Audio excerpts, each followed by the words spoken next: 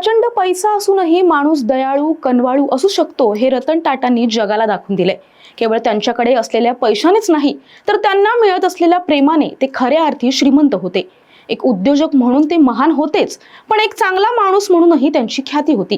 त्यांच्या आयुष्यातील अनेक किस्से आहेत जे ते चांगला माणूस असल्याचे दाखले देतात। आज या व्हिडिओतून आपण रतन टाटा नेमके कसे होते, त्यांच्या दयाळूपणाचे किस्से कोणते, आपण त्यातून काय शिकू शकतो यावर बोलणार आहोत। नमस्कार, मी शुभांगी आणि कॅमेऱ्यामागे आहे मनोज मांडवकर। कृपया आमच्या चॅनलला सबस्क्राइब करा आणि कमेंट करायला विसरू नका। रतन टाटा हे किती साधे आणि मनाने श्रीमंत होते याचे अनेक किस्से आहेत। रतन टाटा यांच्याकडे 2 जर्मन शेफर्ड कुत्रे होते। एकाचं नाव होतं टिटो आणि दुसऱ्याचं नाव होतं टँगो। हे दोन्ही कुत्रे त्यांचे फार लाडके होते। त्यांचं श्वानांवर प्रचंड प्रेम होतं। जेव्हा ते त्यांच्या कार्यालयात म्हणजेच बॉम्बे हाऊसमध्ये पोहोचायचे तेव्हा रस्त्यावरील कुत्रे त्यांच्या भोवती गोळा होत असत आणि त्यांच्याबरोबर लिफ्ट पर्यंत सुद्धा जात होते। त्यांच्या या श्वानप्रेमामुळे ते लंडनच्या बॅकिंगहॅम पॅलेसमधल्या सत्कार समारंभालाही अनुपस्थित होते आणि त्याचं कारण होतं त्यांचा एक श्वान अचानक आजारी पडला होता। या घटनेबद्दल इंग्लंडचे राजकुमार चार्ल्स यांना देखील जेव्हा ही माहिती मिळाली तेव्हा ते म्हणाले होते की हीच खरी माणसाची ओळख आहे। त्यांनी श्वानांवर उपचार करणारं एक हॉस्पिटल सुद्धा बांधलंय। तरुण असताना सरकारने त्यांना एअर इंडियाच्या चेअरमन पदाची ऑफर दिली होती, पण एवढी मोठी जबाबदारी पार पाडण्यासाठी आपण आता तयार नसल्याचं सांगून त्यांनी ही ऑफर नाकारली। सरकारी नोकरीची चालून आलेली ऑफर नाकारून कंपनीमध्येच कर्मचाऱ्यांसोबत काम करणाऱ्या या उद्योगपतीला खरंच सलाम। आज सरकारी नोकरी मिळवण्यासाठी राज्यात काय काय सुरू आहे ते आपण सर्वांनीच पाहिले। रतन टाटा यांची महानता अजूनच नजरेत भरते या सर्व किस्स्यांमुळे। रतन टाटा यांनी टाटा समूहात सहाय्यक म्हणून आपल्या कारकिर्दीची सुरुवात केली होती, जिथे रतन टाटा यांना त्यांच्या कंपनीत चुनखडी खोदणे आणि स्फोटभट्टी हाताळण्याची पहिली जबाबदारी मिळाली होती। ज्येष्ठ पत्रकार गिरीश कुबेर यांनी रतन टाटा यांच्यावर एक पुस्तकही लिहिले, ज्याचं नाव आहे the Tatas, how a family built a business and a nation. या पुस्तकात त्यांनी लिहिलं आहे की रतन टाटा जमशेदपूरमध्ये 6 वर्ष कार्यरत होते।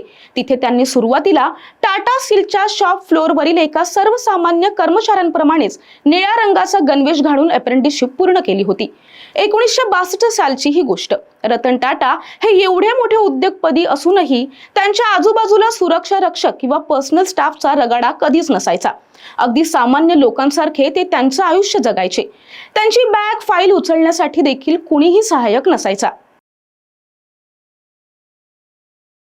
मुंबई 2008 साली झालेल्या हल्ल्यात ताज हॉटेलमधले अनेक कर्मचारी मृत्युमुखी पडले, तसंच या हॉटेलचं अतोनात नुकसान सुद्धा झालं। मुंबईत ओळख असलेल्या या अत्यंत जुन्या हॉटेलला गतवैभव मिळावं यासाठी त्यांनी स्वतः पुढाकार घेतला होता। हे हॉटेल आजही पूर्वीसारखंच उभं आहे। या हल्ल्यात मृत्युमुखी पडलेल्यांच्या कुटुंबियांना आजीवन वेतन देण्याचा निर्णय त्यांनी घेतला होता। तसंच त्यांच्या पाल्यांनाही टाटा समूहात त्यांनी नोकरी दिली। आजही या कर्मचाऱ्यांच्या कुटुंबियांना मृत्युमुखी पडलेल्या कर्मचाऱ्यांचं पूर्ण वेतन मिळतं। टाटा समूह चालवणारे रतन टाटा नेहमीच आपल्या कर्मचाऱ्यांना आपल्या कुटुंबाचा एक भाग मानत होते। त्यांच्या सुखदुःखात ते नेहमीच त्यांच्या पाठीशी उभे असायचे आणि हेच कारण आहे की जेव्हा त्यांच्या कर्मचाऱ्यांचा प्रश्न आला तेव्हा त्यांनी एका गँगस्टरचा सुद्धा सामना केला होता। हा किस्सा आहे 1980 सालचा। रतन टाटा यांनी एका मुलाखतीत स्वतः सांगितलं होतं की एक गँगस्टर टाटा मोटर्सच्या कर्मचाऱ्यांना त्रास देत होता। तो टाटा मोटर्सच्या व्यवसायालाही हानी पोहोचवण्याचा प्रयत्न करत होता। त्याने टाटा मोटर्सच्या कर्मचाऱ्यांना मारहाण करून धमकावले होते आणि तो कर्मचाऱ्यांकडून खंडणीही घेत होता। त्या गँगस्टरला टाटा मोटर्सची युनियन ताब्यात घ्यायची होती, जेणेकरून ते काम थांबवू शकतील आणि व्यवसायाला फटका बसेल। कर्मचारीही त्याच्या बोलण्यानं भारावून जाऊ लागले होते। रतन टाटा यांना जेव्हा ही गोष्ट कळली तेव्हा टाटा स्वतः त्यांच्या प्लांटमध्ये पोहोचले। तेथे जाऊन त्यांनी आपल्या कर्मचाऱ्यांना आपण त्यांच्या पाठीशी उभे असल्याचं आश्वासन दिलं होतं आणि त्यांना वेगाने काम करण्यास प्रवृत्त सुद्धा केलं होतं। टाटा यांनी स्वतः अनेक दिवस कारखान्यात राहून कर्मचाऱ्यांमध्ये आत्मविश्वास निर्माण केला होता। यानंतर टाटा मोटर्सच्या कर्मचाऱ्यांना त्रास देणाऱ्या गुंडालाही पकडण्यात आलं होतं। रतन टाटा यांच्या कर्मचाऱ्याचा जीव वाचवण्यासाठी स्वतः विमान उडवण्यास तयार झाले होते। ही घटना ऑगस्ट 2004 मधली आहे। पुण्यात टाटा मोटर्सचे MD प्रकाश M तेलंग यांची तब्येत अचानक बिघडली आणि डॉक्टरांनी त्यांना तात्काळ मुंबईला नेण्याचा सल्ला दिला होता. रविवार असल्याने डॉक्टरांना एअर ॲम्ब्युलन्सची व्यवस्था करता आली नाही. रतन टाटा यांना जेव्हा याबद्दल सांगण्यात आलं तेव्हा त्यांनी कंपनीचं विमान चालवण्याची तयारी दर्शवली. रतन टाटा यांच्याकडे पायलटचा परवाना होता, पण त्यांची ही तयारी पाहून तिथे असलेल्या सगळ्यांनाच आश्चर्य वाटलं. दरम्यान एअर ॲम्ब्युलन्सची व्यवस्था करण्यात आली आणि प्रकाश यांना मुंबईच्या ब्रीच कँडी हॉस्पिटलमध्ये नेण्यात आलं. तेथे त्यांच्यावर यशस्वी उपचार करण्यात आले. सर्वसाधारण कुटुंबाला कार विकत घेणं परवडत नाही. तिघांचं कुटुंब असलेली एकच व्यक्ती दुचाकीवर जाताना त्यांना दिसली आणि त्यांना सर्वसामान्य माणसाला परवडेल अशी कार बनवण्याची कल्पना सुचली आणि त्यातूनच त्यांनी अवघ्या 1 लाख रुपयात मोटार तयार केली. तिचं नाव होतं टाटा नॅनो. अर्थात त्यावर सरकारचे कर लावल्यानंतर ही कार 1.5 लाखाच्या वर जात होती, पण त्या काळी या मोटारीची चांगली विक्री झाली.